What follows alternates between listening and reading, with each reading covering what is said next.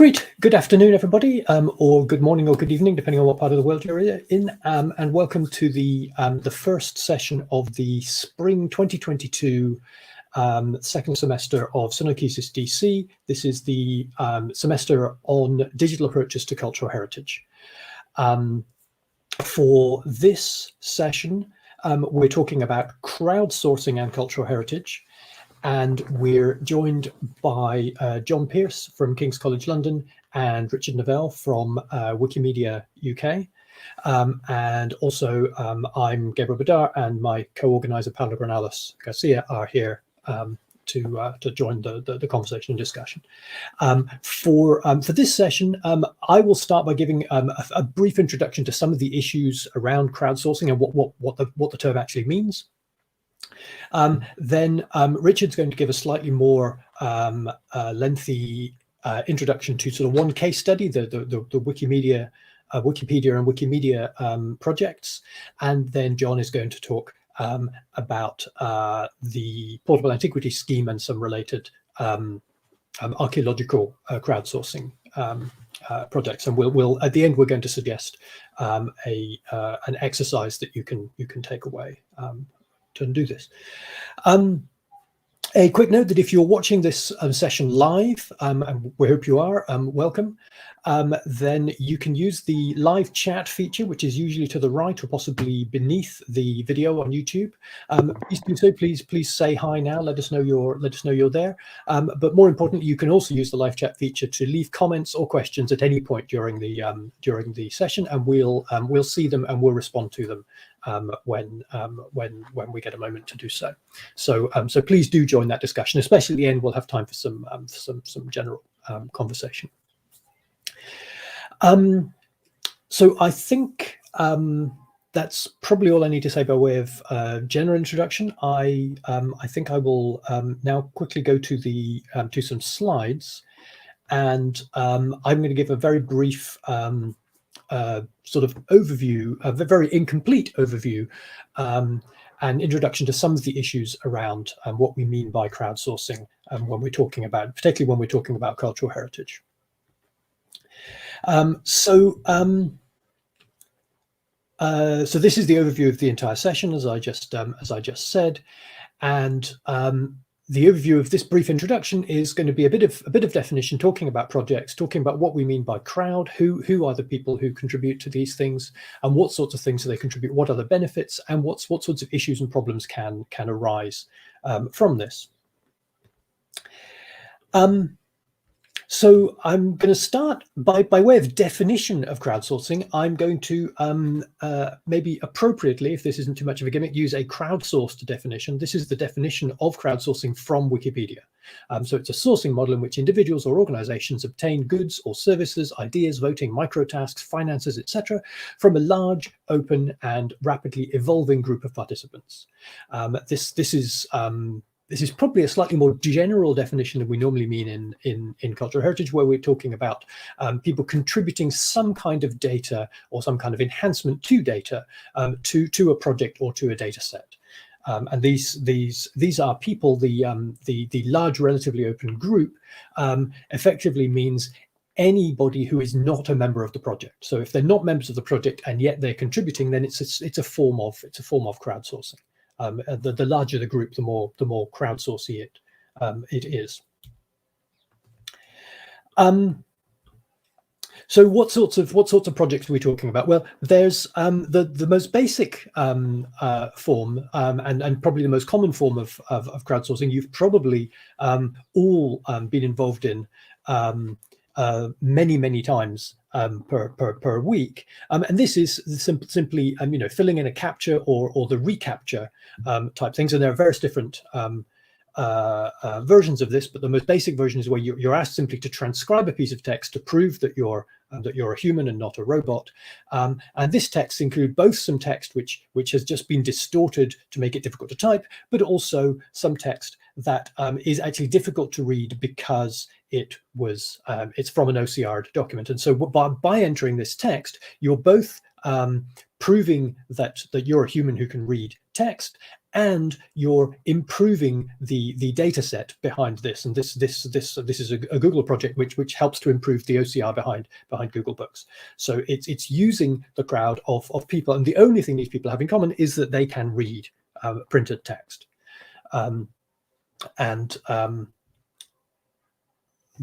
Possibly one of the largest crowdsourcing projects is the Galaxy Zoo project, and one of many other projects in the Zooniverse world of crowdsourcing projects.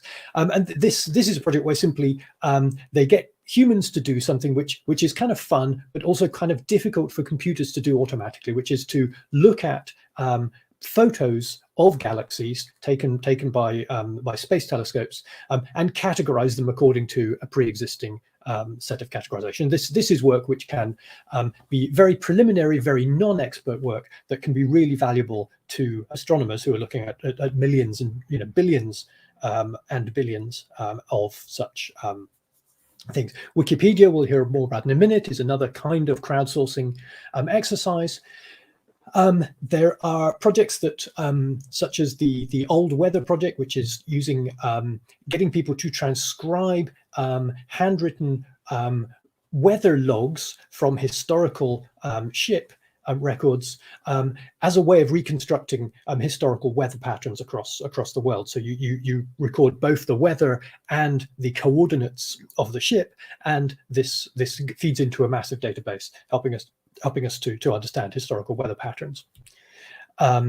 Another transcription project that ran the Transcribe Bentham involves people transcribing this handwritten documents. It's I think 18th century or 19th, early 19th century documents of Jeremy Bentham, which are handwritten, some of them very difficult to read, almost impossible to OCR, and even people who've never heard of Jeremy Bentham or who don't know much about or care much about his philosophy and his political work, found the concept of transcribing these handwritten documents kind of fun, and so all sorts of people got involved in transcribing this and in helping to encode this document. A slightly different model is that of papyri.info, where the people who transcribe and contribute to the editions of Greek and Roman papyri in this thing are by definition not the general public, but are papyrologists. So it's a large number of people who are not members of the project themselves, but it's a relatively rarefied group of probably only a couple of hundred people in the world who are interested enough and qualified to do this. But nevertheless, it's more than just the people in the project. The OpenStreetMap is a slightly different kind of resource where people can basically add GPS readings to maps to show exactly where things are on a map and what exactly is here. If this is a street, take GPS readings of the four corners of a small part of the street, and anybody with that hardware, which pretty much everybody has on their phone, can contribute small amounts of very local information to this global map, which is which rivals Google Maps and other large maps as a global resource. There are completely different kinds of materials, such as the MicroPass project, which collects photographs of antiquities and uses them to build 3D models. There's the Portable Antiquities scheme, which collects other kinds of metadata about finds, archaeological finds, which we'll be hearing more about in a few minutes as well. And there's things like the London Transport Museum, which collects user stories. So what are your experiences of traveling on this mid-20th century public transport? And these stories can become then part of an exhibit, can become part of the historical record that is being recorded in this resource. So most of the projects I've described there are on this slide, and the slides are downloadable from the Sunaikisis website. There's a link to that just below the video in YouTube. So if you want to visit any of those projects, they're mostly linked down here. So just a few then very quick sort of summary comments. What do we mean by the crowd? The crowd, as I've said, it can be a group of people more or less expert, but this can include the general public. Some projects, it doesn't matter who you are or where you are, you can contribute small amounts of things, but it can also involve a local community. So if you have a specific project related to a particular village, then the people who contribute are likely to be people from this village, or potentially relatives of people who used to be from that village, and things like that. It can be something that specific people or specific interest groups, such as the metal detectorists who contribute to the Portable Antiquities scheme, or other kind of interest groups, genealogists, people with various other kinds of interests. It can also involve experts of various kinds, as we've mentioned about papyrologists, also professionals doing this as part of their business work, and commercial interests can also get involved in contributing to crowdsourcing projects. It doesn't all just have to be voluntary and unpaid labor. The sorts of tasks that people can then contribute to and help with on these things can vary very widely. And this is a very incomplete list, but things like annotating and transcribing, correcting, geolocating, adding images, comments, even votes. And there's various people have done much more detailed taxonomies of this, but one can really distinguish between expert tasks, where there are things you can contribute because you know something that not everybody knows, and there's the tasks which are sometimes called mechanical Turk tasks, and this is a very specific project terminology, but more generally, this sort of means the sort of thing simply that pretty much anybody could contribute. It's just about, in a sense, lending our brain power and our time and attention to the project in small doses. But if lots and lots of people do it, it can still be very valuable. The benefits to this, on the one hand, the project gets lots of people to help contribute to this. It's free labor in a sense, but more importantly, they're benefiting not only from your time, but from the wisdom of the crowd. There are things that individual people know that, however expert I may be, I won't know everything. Everybody collectively will know lots of little things that they can contribute to this. Of course, there are other people who are extremely expert or who have context, such as they are from a particular place, or they're descended from a particular person, or they still have their letters that were sent back from the First World War and things like this, that they can contribute to a data set. There's also the sense of collecting opinion. So it's not necessarily just fact. It's a sense of collecting people's opinions, people's votes, and people's preferences. And this is something that there is no way to collect that except for asking large numbers of people who don't have to be expert in anything what their opinions on these things are. And that can be a very valuable way of collecting that sort of information. To flip the question on its head for a moment, what is the benefit for the people who get involved? Well, on one hand, it can be fun. It can be very interesting. Getting involved in a crowdsourcing project can involve you learning from it as you go along. These things are also sometimes gamified in the sense that they have a platform which is fun to use. They have things like league tables, and if as you make more and more contributions, you go up the tables, various things to make these things sort of fun. And I think one of the most important benefits to this, to both the users and to the projects that are contributed to, is this sense of public engagement. And I think for many of the projects that I've been involved with that have a crowdsourcing component, the fact that people are engaging with your project and with your data is at least as, probably more important than the information that you're getting from this process. So the fact that people look at and come to care about what might be an academic or historical project is a very, very important outcome of this sort of work. And final point, what are some of the issues that arise from this? And we'll hear about these from both of the case studies in a minute. But question of free labor is not a morally neutral one. There is an issue of are we exploiting people to do work that we really ought to be paying for? There are questions separately of how accurate information is going to be if it's being contributed by non-specialists, and there is a question of the fact that people may abuse the system to deliberately put in misleading information or biased information in one way. People have agendas, not necessarily deliberately or dishonestly, but people do all have agendas. There's also problems that we think of this as being crowd. We think of this as being the democratization of the gathering of information.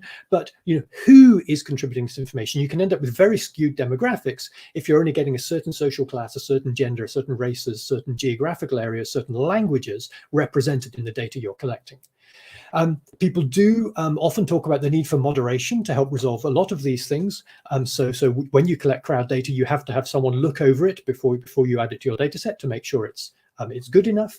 But this, in a sense, for some of the benefits we just talked about, such as collecting public opinion, this breaks the model. If your crowdsourcing is collecting, people's user stories, what are people's opinions about cultural heritage, then having to moderate that in some ways breaks that model. It breaks the spontaneity, and if you end up removing stuff because it's inaccurate, you're losing some of people's opinions, because if people have opinions that an expert would consider inaccurate, that itself is interesting information. And possibly the biggest issue with this is that it can be, except for a few very, very large, very, very successful projects, it can be very hard to actually get any crowd to engage with your project. So there are all sorts of crowdsourcing projects out there that just don't get very many contributions at all. And that is probably the single most difficult thing to deal with for a crowdsourcing project.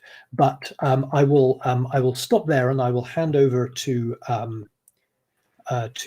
Richard, who's going to talk to us about one of the more successful crowdsourcing projects that I was alluding to there, the whole Wikimedia world. Excellent. Thank you very much. So, brilliant. We've got slides up. So, folks, I work for an organisation called Wikimedia UK. And essentially, it's a UK-registered charity which helps organisations engage with the Wikimedia projects. So it's Wikipedia, but also a host of sister websites which you may or may not have heard of. So I think it's useful to have some context for this because, as you might expect, I have a fairly positive view of Wikipedia and its sister sites. Hopefully, I have a fairly balanced view, but we all bring our own biases to our work and what we do. So I think it's important to say that I work for Wikimedia UK, and that's my particular context. I'm also an archaeologist by training, so I have a lot of interest in Wikipedia's coverage of archaeological sites, history, the people involved, and the processes in which this content is shaped. And over the last few years, as an organisation, we've been working with various groups, that can be community groups or museums, to help improve Wikipedia's coverage of cultural heritage. So I'm going to take a little bit of a step back and explore what Wikipedia is. So bear with me. I know you've heard of it before, but I think there are some basics which are quite useful. So it is an online encyclopedia. And essentially what that means is that, well, the good thing is it's free to access, but also it's written in a very particular way. It aims to be factual and objective as far as it can. Whether objectivity is actually feasible is another matter entirely.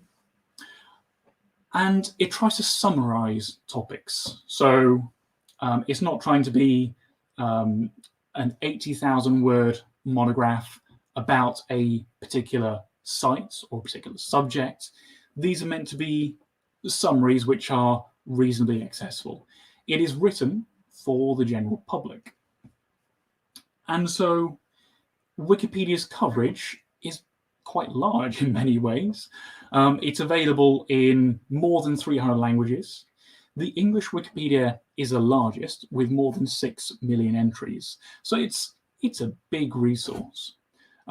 But it does have policies which determine what goes into it. So not everything ends up in Wikipedia. Not every single person will have an entry on Wikipedia, and arguably they shouldn't do. Wikipedia has a policy called notability, which helps determine what people, things, and concepts are covered in its pages. Now, one of the important things about Wikipedia is that it's free. So this has a couple of meanings, really. So you don't have to pay to access Wikipedia's content. You don't have to deal with a paywall. You don't have access to just 5 articles per month, and then you need to pay. When Wikipedia was set up in 2001, it was intended to be this free resource which anyone in the world could access or contribute to. And so that's a really crucial point. But as well as being free to access, the content is licensed in such a way that you can adapt it and reuse it in any way you want. And this is partly because the philosophy behind it is that for something to have most use and most value to society, it should be possible to use it in just about any way. And as a result of this, over the past 21 years, Wikipedia has grown to the stage where it's one of the most frequently visited websites in the world. I think it hovers around 12th globally at the moment. So at the very top, you have stuff like search engines like Google, social sites like Twitter, Facebook, YouTube, and then you have Wikipedia, which is the only one kind of in the top 50 which is run by a non-profit. And it's very different to the others in that it is first and foremost an information website. And it's kind of the backbone of the internet as a result. And it's much more than just Wikipedia, than just Encyclopedia. There are a whole host of other connected websites, such as Wikimedia Commons, which hosts pretty much all the images you will find on Wikipedia. And so it's really a network of websites which are vitally important to how the internet works. And they are very much crowdsourced. So any Wikipedia page will be open for anyone to edit and could potentially be edited by dozens or hundreds, or if it's a really popular page, thousands of people on the internet.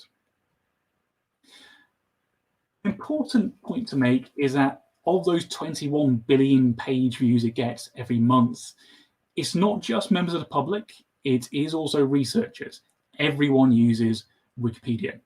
So this study from 2017 basically found that terminology in Wikipedia's pages ends up shaping terminology in research papers as well. So even though Wikipedia might not get referenced in research papers, people are still using it to refresh their memory, do a quick lookup of a date, a name, or a snippet of information. And while they might not feel the need to reference that, they're picking up on terminology in Wikipedia's pages. And so there's this kind of cycle that happens often below the surface of what we see with research, where Wikipedia helps with access to information. Basically, by speeding up access to information, you'll make it much easier for people to do their research.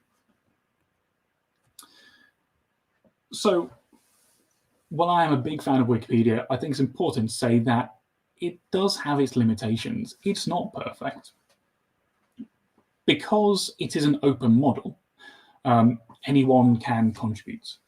So Gabby made the very good point that crowdsourced projects, you might have a whole range of people taking part, experts and non-experts, professionals and non-professionals, and whole kinds of biases within that as well. So Wikipedia has a number of challenges. For example, basically the foundational one is, if anyone can write on Wikipedia, how do you guarantee that the information is any good? Wikipedia's community has basically come up with a series of rules to govern the content and the behavior. And essentially, the most important one of the most important ones, is that information should be verifiable. So whenever a statement or fact is added to Wikipedia, there should be a reference to back it up. And that's what this particular cartoon from XKCD is referencing. Information on Wikipedia should always have a reference with it. And if it doesn't, you might find one of those citation needed tags, indicating to readers that this might not actually be correct, but also inviting people to take part and help find that reference to back up that statement. A lot of Wikipedia's imperfections come down to its structures and how people can participate. It is quite a time-intensive activity, and so that privileges people with basically more time. So in terms of who participates in Wikipedia, there is a fair stretch across the age ranges. We do see people who are retired, spending more time on Wikipedia, and there's a bit of a bump around people in their 20s as well. And essentially that means that Wikipedia does cut across a swathe of demographics, but it does have particular hotspots as well, and that can translate into content. Wikipedia's core has around 70,000 people who make around 5 edits every month. And really that's a pool of people who might be more active some months than others. It's not going to be the same 70,000 people who make those edits every month. And want to expand it to anyone who makes any edit at all within a month, it grows to about 400,000 people on English alone. And partly because the internet is fairly dominated by the English language, the English Wikipedia is the largest of the encyclopedia projects. And it has that kind of dominance over the other sites as well. So that's one particular skew. The people who write Wikipedia tend to come from North America and Western Europe as well. Anywhere with good internet connectivity will tend to be engaging with Wikipedia. But this emphasis on North America and Europe means that often we will find that other areas are not as well covered on Wikipedia, and where they are written about, they might not be written about by the people who actually are from that community, from that culture. And so that can lead to some interesting patterns. For example, I think it's the article on, it could be Zimbabwe, but the first photograph there of a person is of a white colonizer. And so that's basically how the colonial past feeds through onto Wikipedia. And another issue with the demographics of the people who contribute is that at one of the last user surveys, I think this information might be 5 or 6 years old by now, but only about 12% of the people writing Wikipedia are women. So essentially, we've got this situation where most of the people write on Wikipedia are men and from North America or Western Europe, and are much more likely to speak English than other languages, which lends itself to a particular worldview. Now, to deal with this, Wikipedia has a policy called neutrality. And what it tries to do is it tries to take an objective view of information in its pages. On an individual article level, that can work quite well.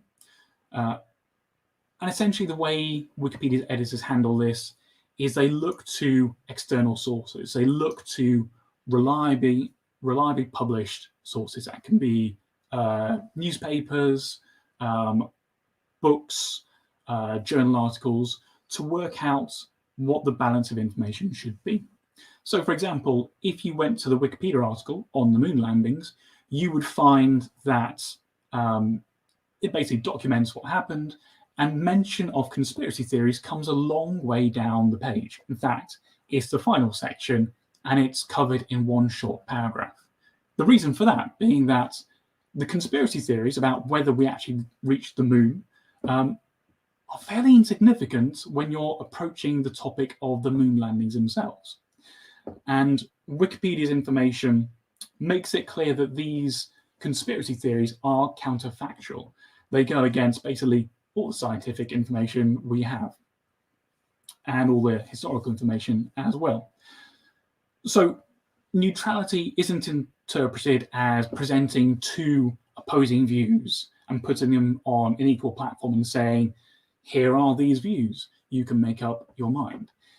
Wikipedia follows a mainstream scientific and historical information and makes it clear when something is on the fringe or pseudoscience or flat out counterfactual. And that's a very important role because Wikipedia ends up everywhere. It's not just at the top of your Google searches, it helps contextualize stuff on YouTube and Facebook. It's being used by those platforms as part of their way of combating misinformation. So this crowdsource project, which started back in 2001, as just kind of a collection of information trying to be encyclopedia, has grown to this really important project, and it's seen as a neutral arbiter of information. However, in many ways, Wikipedia isn't neutral. So what I've tried to do here is demonstrate the spread of archaeological information on Wikipedia. What I initially tried to do is create a map of archaeological sites documented in Wikipedia. Unfortunately, the tool I was using crashed, so I did something a bit more restricted. Basically, there was too much data. What this shows is archaeological sites with an academic publication about them. This is incomplete information. It, in fact, only represents around 4,000 sites. But it does speak to a lot of Wikipedia's imbalances. So Europe is very well covered. North America has some information, but not nearly as much as I think it should actually be represented there based on Wikipedia's actual coverage. And there are huge gaps on the map there as well. Wikipedia's coverage has a long way to go. Within individual articles, it strives to be neutral, but on a large scale, access to information determines what is covered.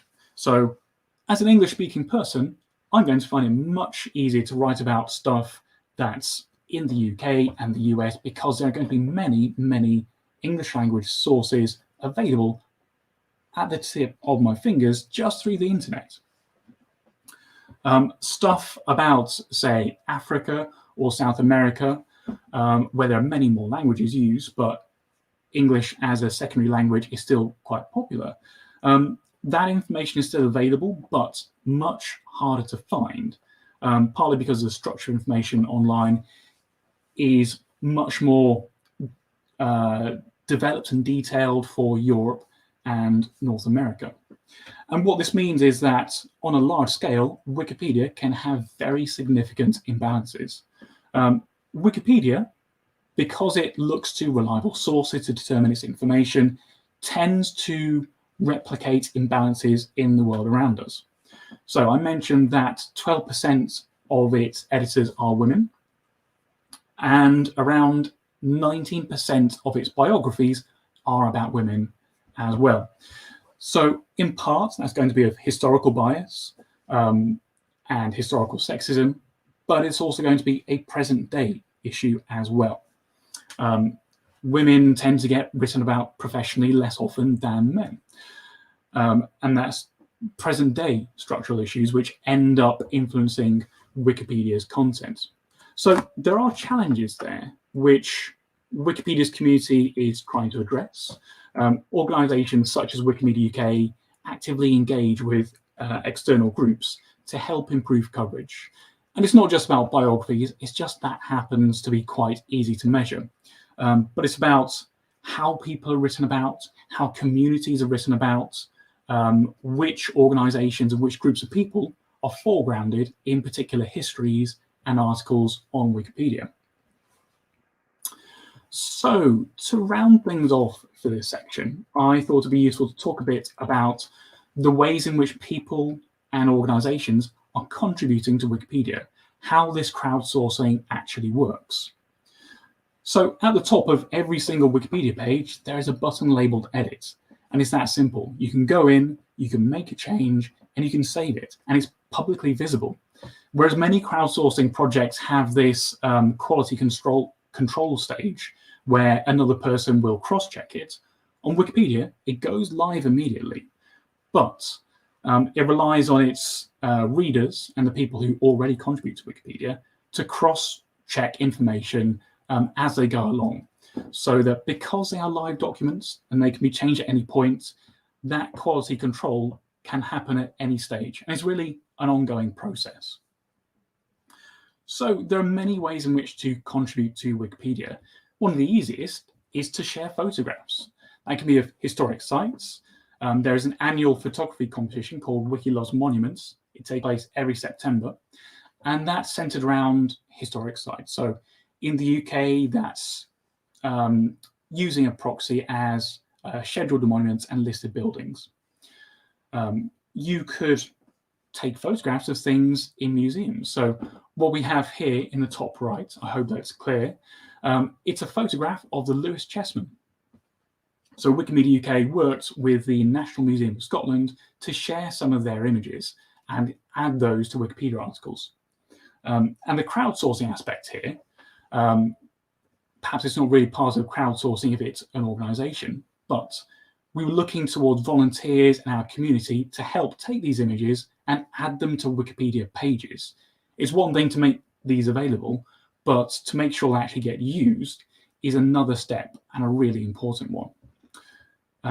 You can add graphics and maps. So at the bottom here, we have a LiDAR image from a volunteer who's very active on social media.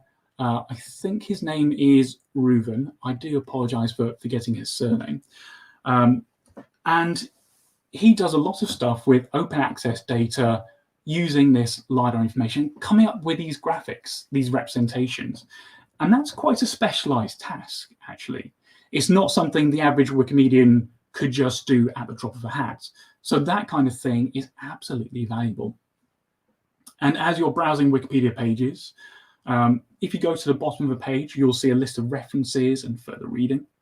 And there might be stuff that's missing there. So you, as you're browsing, could add in new works or important sources which have been missed. And that's a really useful thing because it taps into how some people use Wikipedia articles. There's a whole range of approaches. Some people just look at the start. Some people go deep into an article for a piece of information. Some might look at the images. Some might read it from start to finish. But some people will go straight to references. So what's there is very important. And there are other tasks as well you can do, like there might be an open access version of a source in a repository or in the Archaeology Data Service, which is available but hasn't been linked to from Wikipedia. So including a link to that would be very valuable.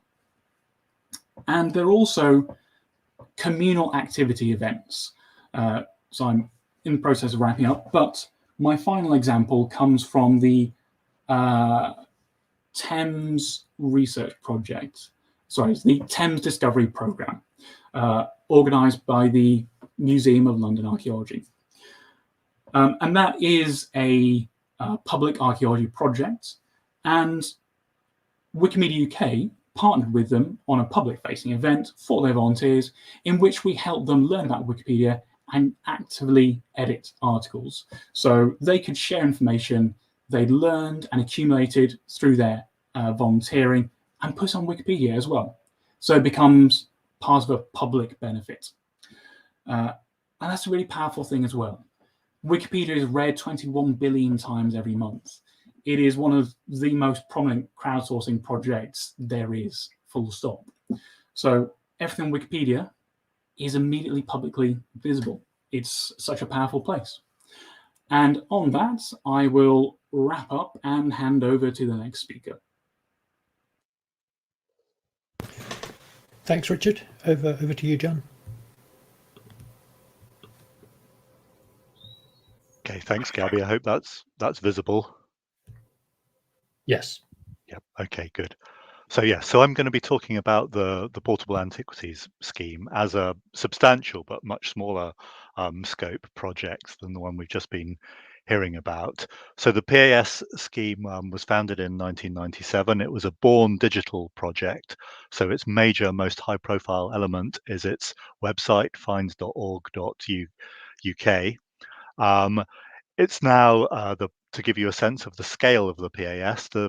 The website now makes available more than 1 million records in which information is housed concerning more than 1.5 million objects, and those objects date from the Paleolithic through to the modern period. Typically the cutoff point is at approximately 1700.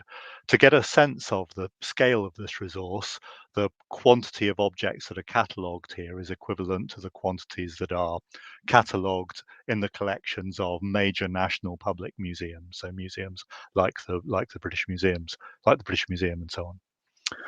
It's a public archaeology project in ways that we'll see during the course of my presentation. It's also a crowdsourced project in rather particular ways, as again we'll see shortly. So what I want to do is divide up this presentation into 3 main parts. First, to give you some context about the circumstances in which the Portable Antiquities scheme came into being and what it is. In the second 2 parts, I want to talk about its results, the results in terms of what it's documented, what it's made available, how it's changed the behavior of the people who make data available to it, what it's like as a research resource. That's one characteristic of its results. The other characteristic of its results I want to look at are the role of the people involved, in particular the people involved as part of the crowdsourcing element.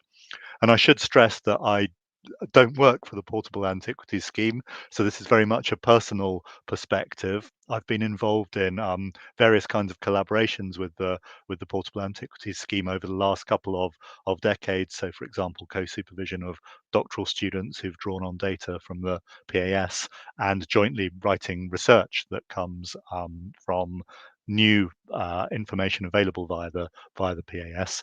But nonetheless, this is very much a personal perspective with all the caveats and potential excuses for errors that brings with it. So let's talk first of all about how the PAS came into being. If we're thinking about archaeological discoveries in the round, the way that sites and objects come to wider attention and are documented and so on, there are 2 routes. One is through archaeological fieldwork, so the programmatic excavation or survey of archaeological sites, which typically will yield a rich kind of artifact assemblage from stratified context that will be documented in archaeological publications and often in museum collections as well. So that's one route. The other major route, very significant in terms of the volume of discovery of individual artifacts, comes from chance discoveries made by members of the public. That might be people while they're building or while they're gardening, anything that kind of involves some sort of disturbance of the ground.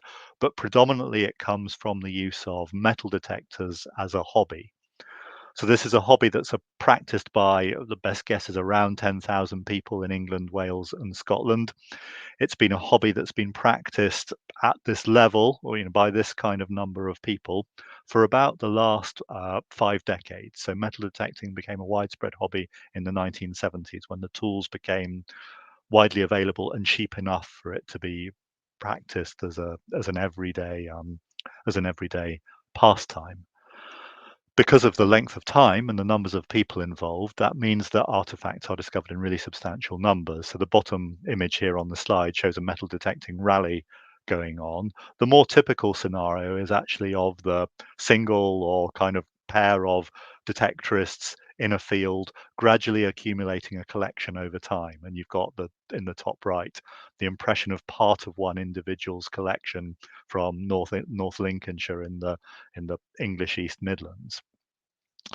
It's important to note maybe that the legal framework within which metal detecting operates in England and Wales in particular is very different from most other parts of Europe, in that it's entirely legal to use a metal detector to explore for objects, providing you meet two criteria: that you've got the permission of the person who owns the property you're detecting on to access their property and to search for material. That's one criterion. The other criterion is that you mustn't search on a scheduled ancient monument. It's illegal to use a metal detector on those, but only a very small number of sites are protected as scheduled ancient monuments. So there's this huge amount of discovery going on that's been going on since the 1970s. This brings with it major consequences and major challenges. So the legal framework that's attached to this process of discovery is very limited. From up until the mid 1990s, there was a set of medieval legislation, the law of treasure trove, that applied to a very small percentage of these discoveries, and it was pretty inadequate even for those objects and assemblages which fell legally within its definitions. Most discoveries, though, especially kind of commonplace copper alloy objects, Roman coins, and so on, there was no legal protection or mechanism for documentation attached to them. And as a discussion document stated that was created as part of the process of bringing the PAS into being, says this represents a considerable loss to the nation's heritage. It's not so much the individual object, which might be a mundane one, of which many thousands are known. It's more the connection of that object to its provenance, that once the Roman coin, for example, is taken away from the field in which it's found, the corner of the field, and no record made of that, its value as an indicator of historic landscape activity is lost. And thus, as the document states, the result is a loss of information about the past, which is irreplaceable. And typically, with very rare localized exceptions, there was no reporting of these not legally protected objects. They simply disappeared into collections and sometimes went onto the antiquities market. So the response in the 1990s took two main forms. First of all was the introduction of new legislation to replace the common law of treasure trove, introducing a much more workable Treasure Act to protect a certain small category of objects, typically precious metal objects, but the categorization is a bit wider than that. New definitions were given, and these definitions didn't depend on the circumstances in which the object had been lost, which had previously applied. So a much more workable Treasure Act, legally to protect certain restricted categories. There was also a much more transparent system of reward and valuation that was created for those who found those objects in order to incentivize reporting under due legal process. The introduction of the Treasure Act from September 1997 and then extended in 2003 also was accompanied by the genesis of the Portable Antiquities Scheme, or the PAS, as I'll refer to it as we go along.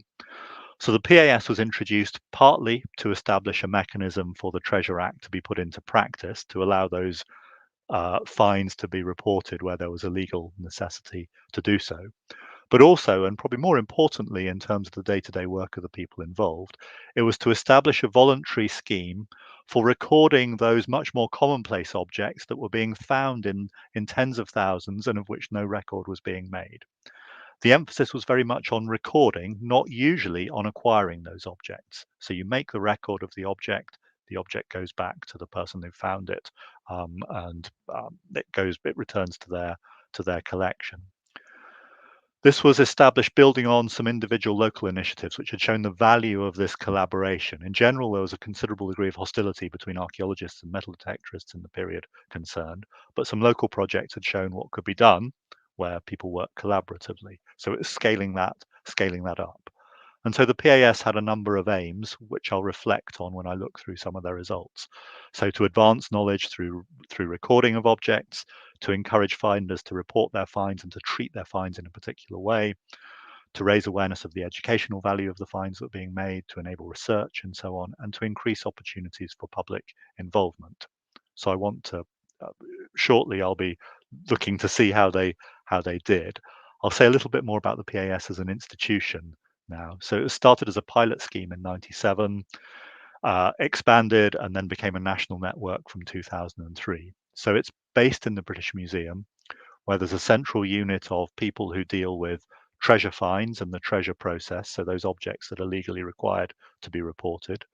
There's also a central team of finds advisors, of people who advise their colleagues on the identification and documentation of objects, who moderate the object records, who check the quality of them, and so on. So that's a central unit. And then the bulk of PAS staff are distributed around England and Wales, based with local authorities, local museums, and so on. They're doing the recording of objects that are brought in. So there are 4, and these are the finds liaison officers, of whom there are 40 at the moment, who work for a number of principal partners that collaborate with the British Museum as the director of the project. The project started off being funded by the Historic Lottery Fund, and then shifted to government funding, which is made by the Department for Culture, Media and Sport and distributed through the British Museum. Maybe worth noting that that funding has been static for several years, which, when one allows for inflation, means a real terms cut over the last few years that sort of slightly chipped away at the PAS resources.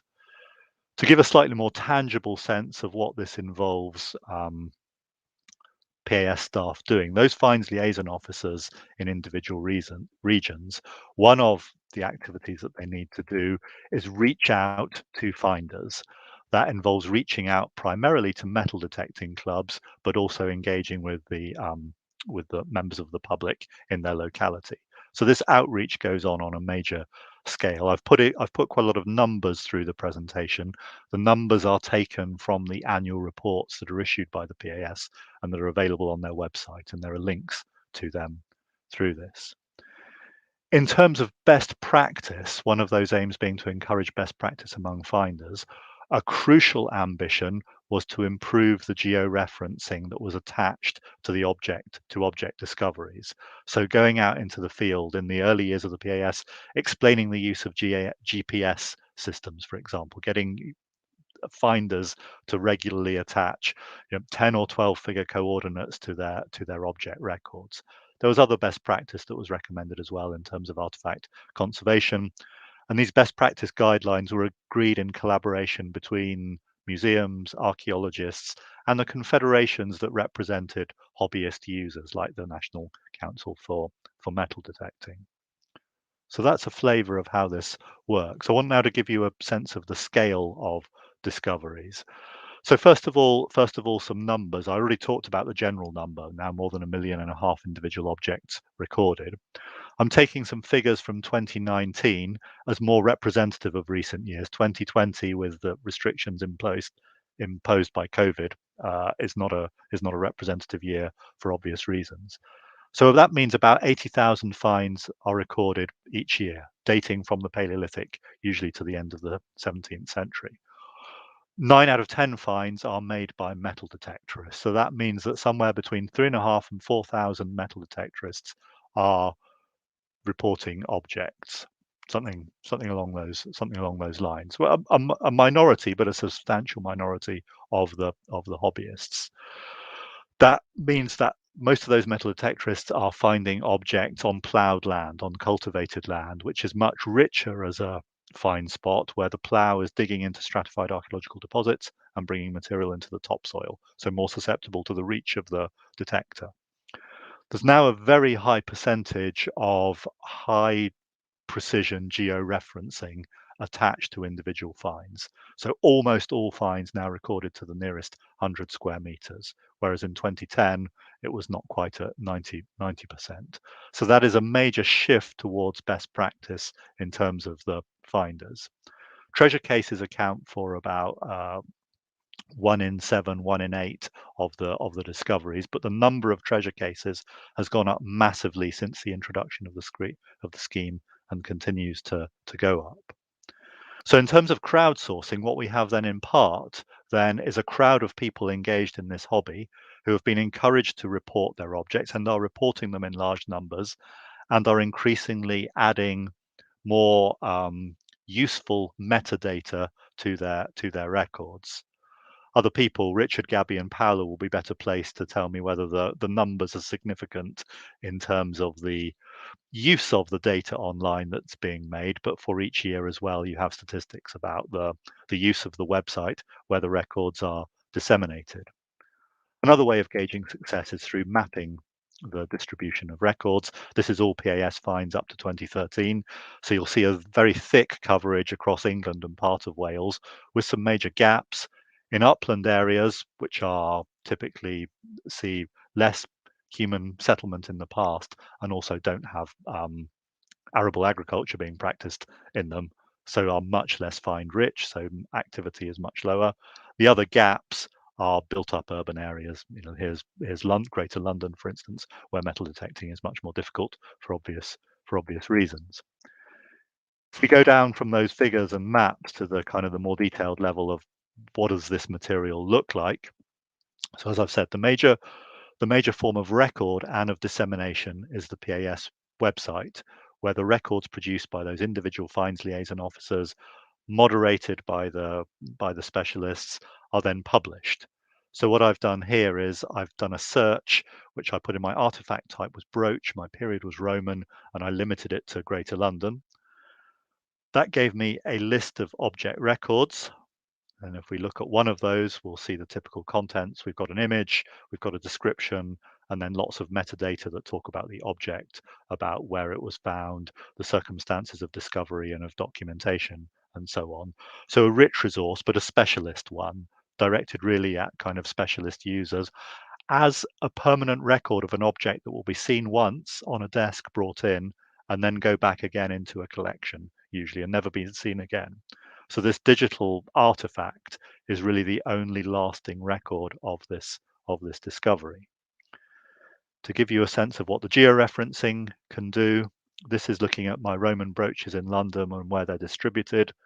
So they follow very closely the line of the River Thames for reasons we'll explore shortly. This is the map I could achieve if I was just a general user who'd just gone online and played around with the resource, who hadn't registered and so on. So that gives me quite a low degree of spatial resolution in order to protect the sensitivity of the find spot. If I'd registered as a research user, I could exploit the full georeferencing potential, and I can see that the London brooches lined along the River Thames occur from the Thames foreshore. So these are being found by mudlarks, sometimes in the context of projects like the Thames Discovery Programme, but sometimes through the activity of individuals. So here we've got a cluster of finds by the Tower of London on the north shore of the Thames, and then one by London Bridge on the south shore. So these are individuals detecting on the intertidal zone. In terms of best practice, what the PAS has also encouraged and to some extent achieved is that where finders find objects that are still found in their stratified context that haven't been disturbed by the plough and are complex in form, like a hoard in this case or a burial, they're encouraging detectorists to stop pulling the object out of the ground and to allow archaeologists to excavate it to recover much more detailed information about the find. And this is a success story from that circumstance. It's one of the largest discoveries of a Roman hoard in Britain in the last century or so, that you can see early on in the excavation with the neck of the vessel with the cord, with the coins within it poking up above the ground surface. Going from the individual find to scaling up to use the power of big data here, Roman brooches are a very numerous find for the PAS. About 30,000 of them have been found so far. This is mapping one particular type of brooch, showing the high degree of regionality. So it's a so-called head stud brooch. Its cluster is very much on the counties around the river Humber. This is revealing interesting information, for example, about regionality in dress and costume, and so regional identities in the Roman period. It also says something about the economic activity of the people who make and trade in them. And there's a very large number of research projects now that have made use of this data on a big scale. Again, the numbers are easily findable. There are challenges to all this. As a research resource, it has some complexity. It's not just an unbiased reflection of past activity. There are lots of different filters that produce these distribution maps that one can't treat uncritically. There's also the issue that these are not neutral objects that are only, as it were, of historical interest or scientific interest. The impetus for metal detect the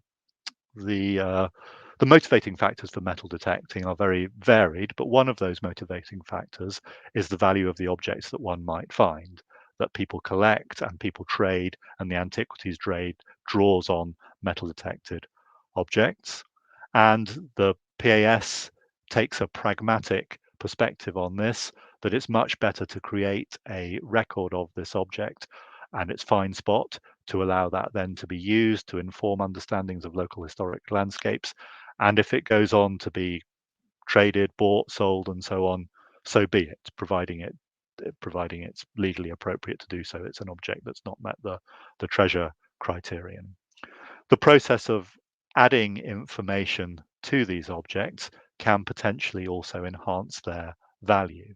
This is not a sort of a value-free exercise, and one sees from time to time groups of objects that don't meet the definitions of the Treasure Act, so can be disposed of by the finders and landowners as they wish, that are really historically significant in their own right, but can easily enter private collections because of the very high prices they'll fetch and the value attached to them. This is the Rydale Hoard, found in 2020, a group of Roman bronzes, initially went into a private collection after sold for a phenomenal sum, 185,000 in May last year. It was subsequently acquired for York Museum thanks to the intervention of a donor, but quite often these artifacts are not subsequently acquired for museums, and you can read about the Crosby Garrett helmet, one of those instances, if you follow that link. It's not those challenges I want to talk about, though, mainly. I want to finish by thinking about this question of public involvement and the way in which the crowd and the wisdom of the crowd is drawn on here, in relation to those kind of typologies that Gabby talked about.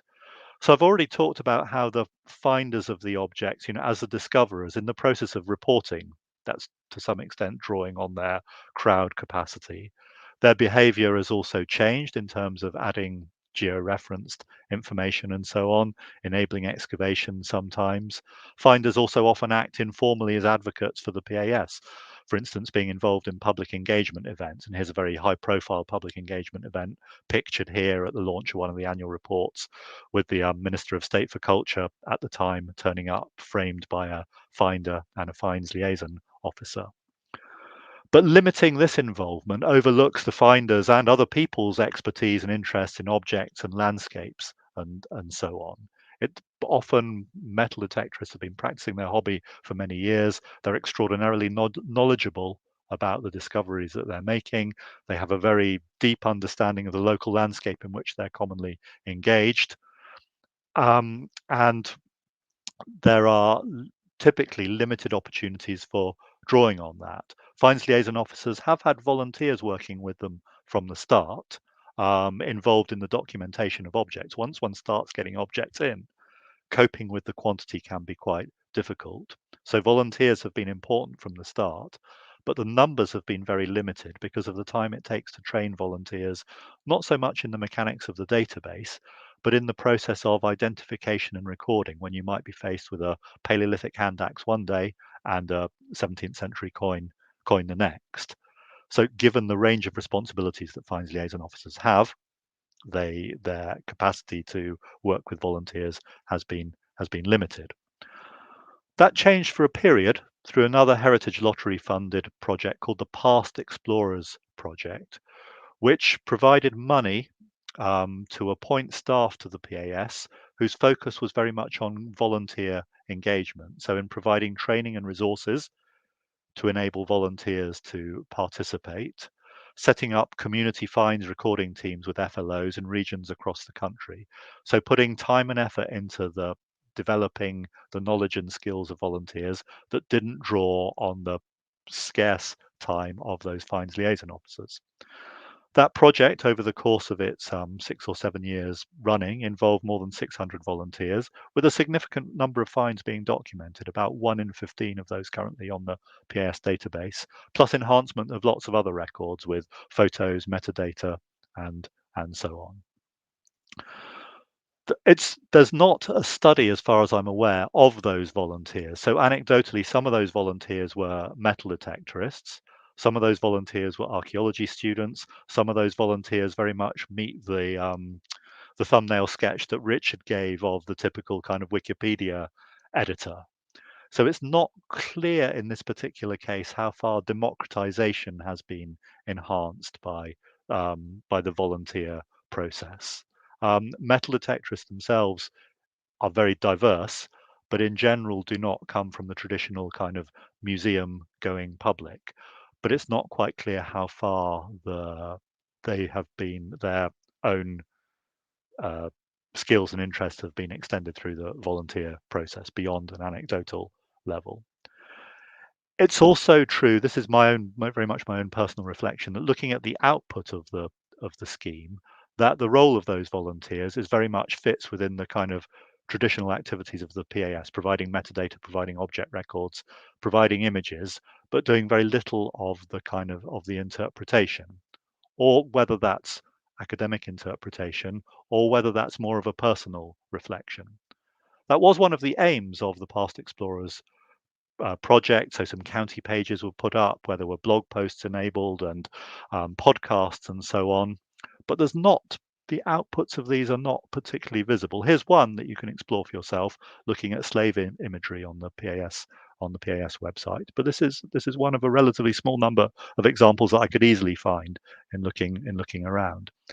And here we might compare something like the Thames Discovery Programme, which sort of operated in some ways on a similar scale, but has a much more prominent and much more diverse roles that volunteers participated in, both being involved in recording, dissemination, blogging on the basis of personal experience, but also producing sort of research through the Riverpedia feature of the Thames Discovery website. That Past Explorers program is now over, so now the process has shifted back to the much smaller scale local volunteer opportunities with finds liaison officers, and we're now back to the situation where there's the constraints of staff time, financial resources, and so on. So if you click on the PAS website, sometimes you'll see that volunteering opportunities are available, and sometimes they're not. Okay, so that's my personal reflection on the PAS as a crowdsourcing project, one that's rather distinctive in its form. Thanks, Gabby. Great, thanks, John, and thanks, Richard, for the previous presentation. Cool, this is great. I think this has been a really useful two different examples of the way crowdsourcing is used in cultural heritage and can be used to both enhance and to engage with cultural heritage data and materials, all of which is I think really quite exciting. We are happy to take questions or comments or any other kind of discussion from anybody who's watching live. Please do use the live chat feature to say or ask anything you want to. While we're waiting for that, maybe we could talk very briefly about the exercise idea that we wanted to suggest. So if you go to the Sunoikisis session page, which is linked again from the text immediately below the YouTube video, you'll need to expand, see more, but then there's a link to the session page. But it's at the bottom of that we've got a default exercise, and we've got an alternative exercise, which we'll explain in a minute why we have that.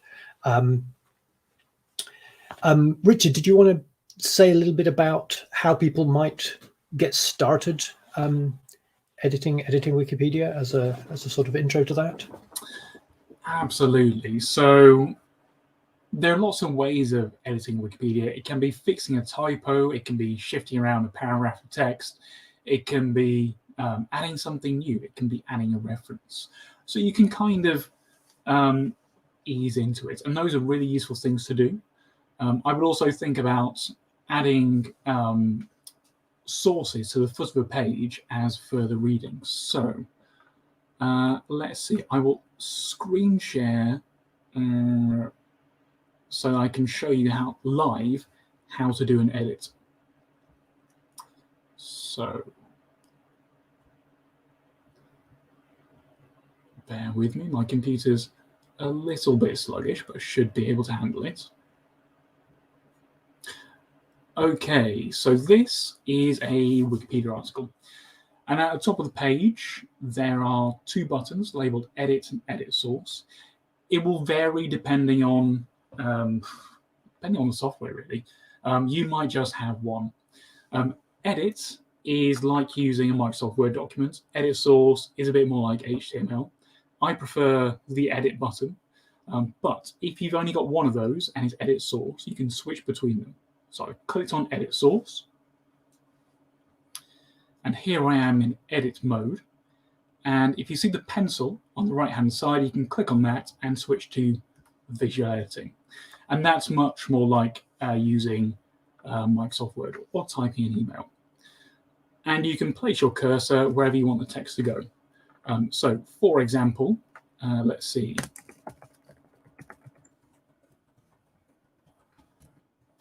I've got a statement there, which is all well and good, but if you're adding information, you need to include a reference.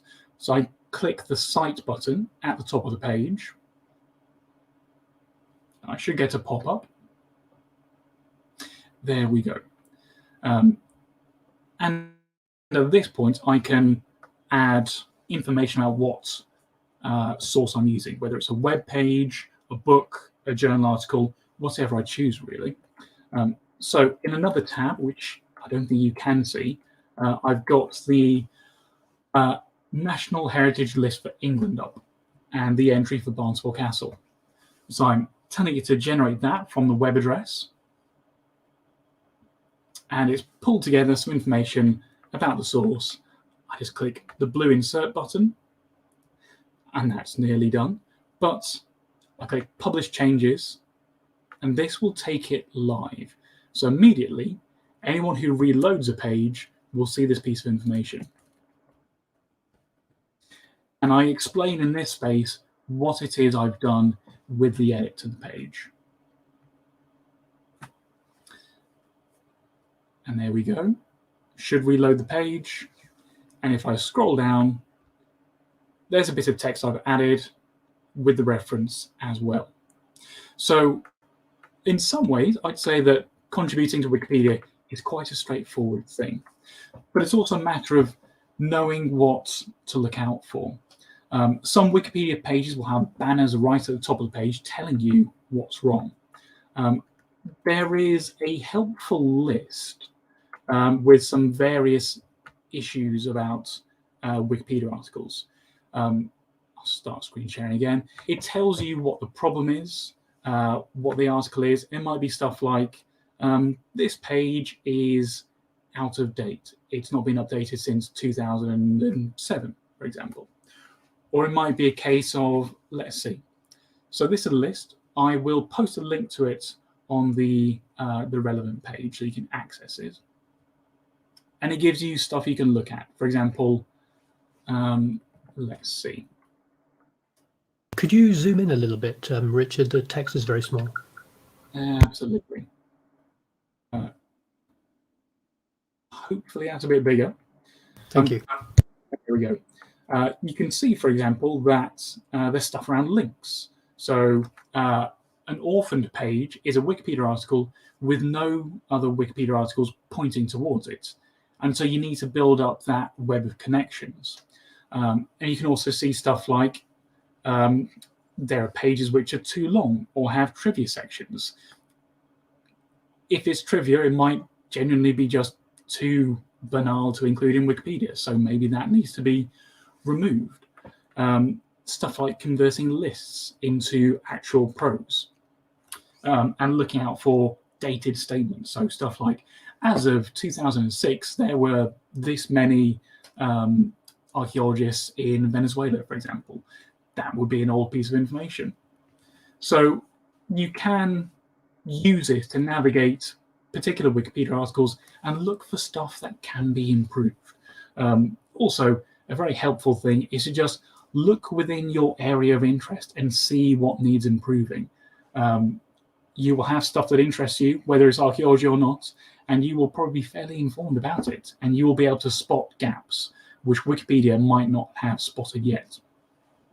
And finally, there is the Archaeology Wiki project. Basically, it's a group of people who have an interest in archaeology on Wikipedia, and they have a list of potential articles to work on, including suggesting new biographies which are needed on Wikipedia. So I will include those links in the relevant page for people to refer to afterwards. Great, thanks, Richard. Yeah, I mean, so if you're, for example, if you're a little bit unsure about what sort of page you might want to edit, just think in terms of something that you definitely know a lot about. If you're a student, if you've recently written an essay, then you clearly know a lot about what you've just been writing an essay on. So you can look at the relevant pages to that. There may be things that you can add. Certainly, you can add recent bibliography on a topic because presumably you've got some bibliography for your Pearce. You can think of adding things like that, and a lot of these pages that Richard's talking about, they tell you what sorts of things they want to be added to that page. If you're interested in looking at things like the Women's Classical Committee suggested bios of women classicists, which are massively underrepresented on Wikipedia, they have lists of people who you can add pages for, or they have lists of people whose pages have recently been added, therefore are likely to be quite new, that might could benefit from enhancing, from maybe adding more bibliography to them, or various other things, adding cross references to that page from other pages related to things that they've worked on, for example, or things like that across Wikipedia. There's all sorts of things that you certainly are qualified to look at. And we suggested also for the exercise that you make some very small edits before you go making any substantive edits, and there's a practical reason for that. That if you've made less than 10 or 15 edits, you're flagged as a new user, and therefore you may be slightly more likely to have things that you've edited be deleted or reverted for no good reason, and which has happened to people working in this way in the past. And for that, it's a very easy thing to do. Sometimes if I want to make some small edits, I'll just hit the random article button on Wikipedia a few times, and I guarantee within the first 3 pages that come up, I'll see, or the first 3 that I can be bothered to read, I will find a typo, or I will find something where the punctuation is slightly misleading and or the text isn't very clear. Or quite often, this text has clearly been translated from another language, possibly from another language Wikipedia article, and you can improve that translation by making it a better English. All sorts of very, very small things you can do to improve pages, just to get your numbers up and to get a bit of practice as well with the interface. Interestingly, this occurs to me every time you present this, Richard, but I don't have the Smart Edit version. I only have Edit Source, and it's just called Edit. So I can't seem to turn on Smart Edit even if I click on it. So I don't know why that is. But I prefer working in Source anyway. But that's the kind of nerd I am. But yeah, it's, I say, a recent change. It came about, I think, about 5 or 6 years ago. And so for people with longer established accounts, that's still the default to use the HTML. So you could go into your preferences and fiddle about and activate it there. But to be honest, if it works for you the way it is, stick with it. I started off with the HTML editor, and it was, it works. But I just found the visual editor that much simpler. It's quicker as well, especially when doing references. Yeah, cool. We've also put in the text at the bottom of the session page on GitHub a few places where you can find, for example, stub pages, but also suggestions of what are called red links, so pages that don't yet exist but people have requested. That if you're keen, I suggest you start with stubs rather than red links to start with. But if you're very enthusiastic and want to create a page of your own, then you can use the latter. And so, for example, there are stubs. I think we've put in examples of stubs related to ancient Greek mythology, stubs related to archaeology, ancient Roman people, classical studies, things like that are pages that it's known that those pages need enhancement, and therefore looking at those you might find things that you know enough about to be able to enhance. I still don't see any questions or comments in the live chat, but maybe I can very briefly talk about the alternative exercise. There are, for geopolitical reasons that we won't get into, there are several parts of the world where editing Wikipedia, and even for that matter, seeing Wikipedia, is either impossible or difficult or potentially dangerous, politically sensitive, and so forth. There are countries that have just blocked Wikipedia entirely from their national internet.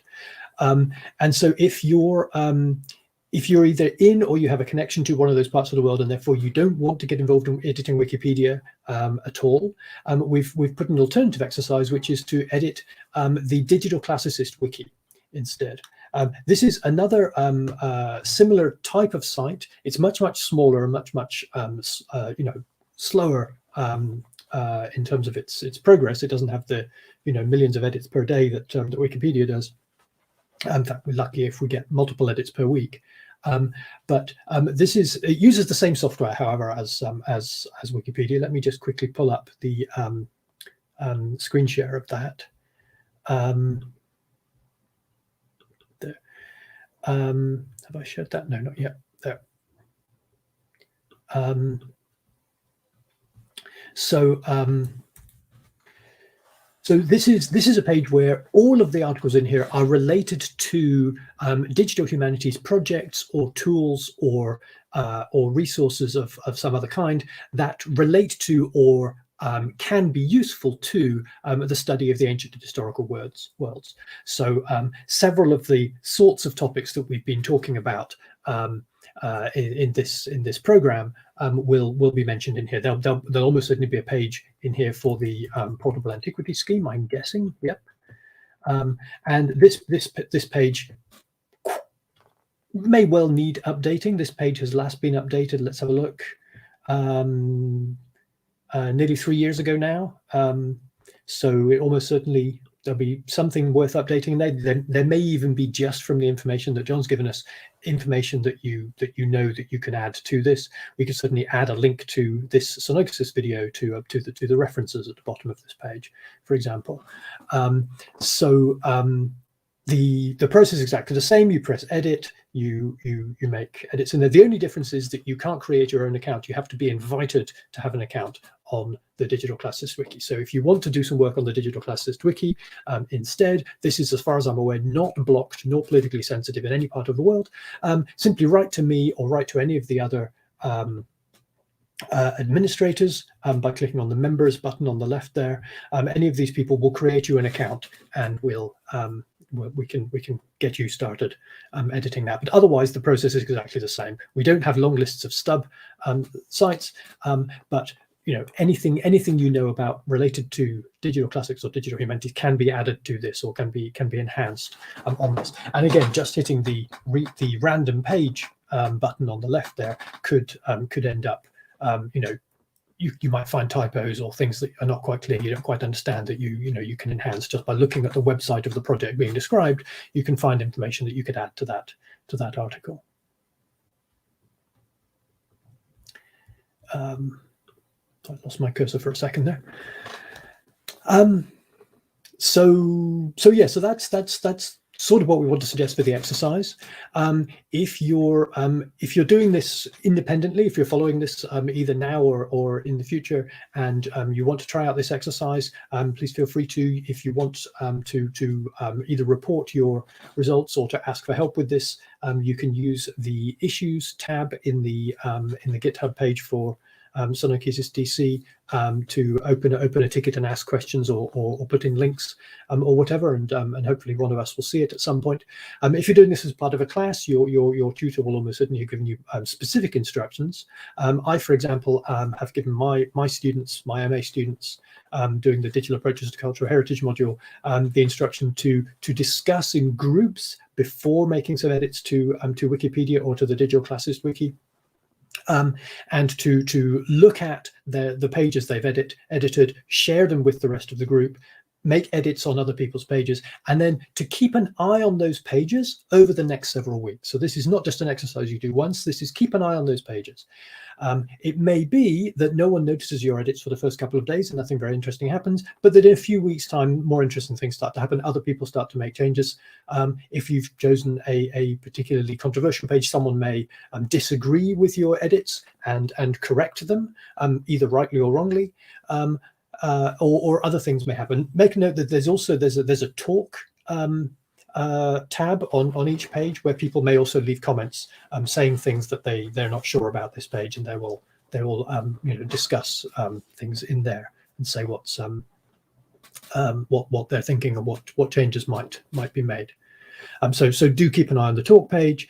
Maybe leave a comment on the talk page if you're not sure whether you ought to make a particular edit or not. Other people may be able to give you advice on that, and so forth. And comment on each other's pages. So the point of this is to have a community, to be engaged with other people who are working on this. So engage with them and see what sort of people engage with you. I think that's a useful and interesting way to work on this stuff. Any other thoughts anyone has on that?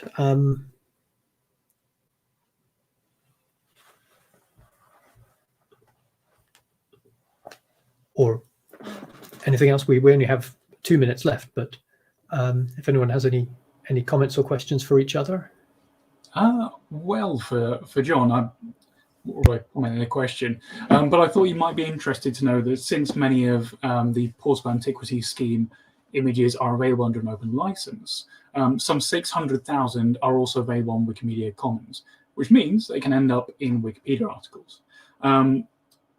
So far, it's only a small proportion that have been added to articles, but already they're getting around 2 million views a month. It's not the same as going to the PASS website, and I'd say a view on Wikipedia isn't equivalent to a view on PASS. People will just be browsing Wikipedia and won't necessarily realize that it comes from the Portable Antiquities scheme. But fundamentally, it's reaching 2 million people a month who wouldn't see this resource.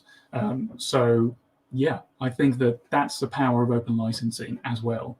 And because it's a crowdsourced project, that can grow over time. It can be added to more and more pages, and we'll see how people respond to it. That's interesting. I didn't know that. Partly because I've never come across a PAS image on a Wikipedia website. I mean, I fit your characterization of a Wikipedia user pretty well, but I haven't, and I use it a lot, but I've not yet come across. I mean, I suppose that's partly because there are a lot sitting on Wikimedia Commons that haven't yet been linked to pages. I'd be curious. I don't know if it's possible to say, Richard, what kind of pages are they supporting? Is it possible to give even an anecdotal sense of where they're being tapped into? Damn, I wish I hadn't closed the tab now. So I noticed that there was a penny from the reign of Charles II, which was used on Charles II's Wikipedia page. There was some to do with settlements as well. So I think it seems to be quite the range. I think the settlements will be where most of those happen, most of the use happens, but also stuff like to do with individuals from history is where you will see most of the viewership, rather than most of the usage. So I think it's going to be a bit of a mix. Yeah, so I was just thinking of that. So I'm surprised, really, because I regularly pillage Wikipedia pages because you often have quite nice sculptural images from museum collections that are good, high quality images. But I don't remember seeing many coin images from the PAS. I don't remember seeing coin images from the PAS feature on those yet. I suppose that's partly because you have to look quite hard amongst PAS coins to find non-corroded, pictures of Augustus or Claudius or whoever it might be. But I could see that there was future scope for. Oh, absolutely. Yeah.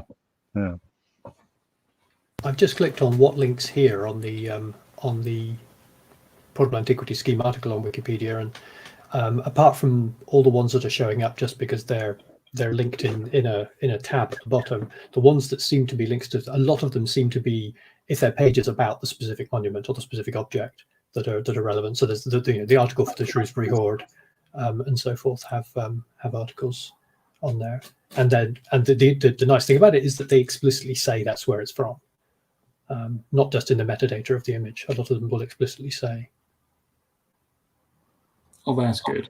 It's nice to foreground that, because with images on Wikipedia, you're only ever one click away from finding out when it was taken, who uploaded it, stuff like about the camera model. But so many people won't actually click on it. So it's nice to put that in the caption. Say that it's come from the Portable Antiquities scheme. Say if it's come from a particular museum. I think including that information is very useful. Yeah. Is any of the other data in the Portable Antiquities scheme database and website also open licensed, or just the images?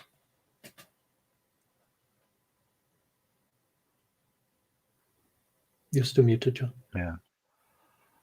Well, I mean, for example, I mean, this is a question we talked about briefly a couple of days ago, didn't we? So I don't see what the restrictions would be. So for instance, when you do a search like the one I exemplified, like Roman brooches from London, you can download that as a spreadsheet and then, manipulate that data in any way that you wanted to, produce a different kind of map with different constraints, whatever it might be. I guess you wouldn't, with the text itself, for example, the object description, which tends to be by far the longest continuous text. I don't know what the restrictions are attached to that.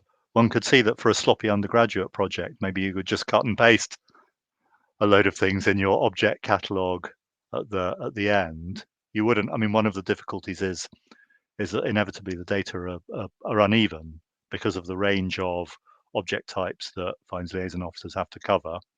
Their records will inevitably be of different quality depending on the things that they know more about. So if you're coming with a particular interest in Roman nail cleaners, you would probably want to adapt the text quite a lot anyway if you were then creating your own catalogue on the back of it. But that's not really answering your question, because I'm not quite sure what the status is of that textual material itself. I'm just sort of thinking forward to future sessions. So next week we're going to talk about museum data and metadata, and in a few weeks' time we're going to have a session on reuse of heritage data. And so one of the things we talk about there is specifically it's about open licenses, Creative Commons licenses and similar that have been attached to this data. That means you not only can you download it and do what you want with it sort of freely for personal use or for academic use, but that you can you could in a sense you could ingest that data into a new database and republish it.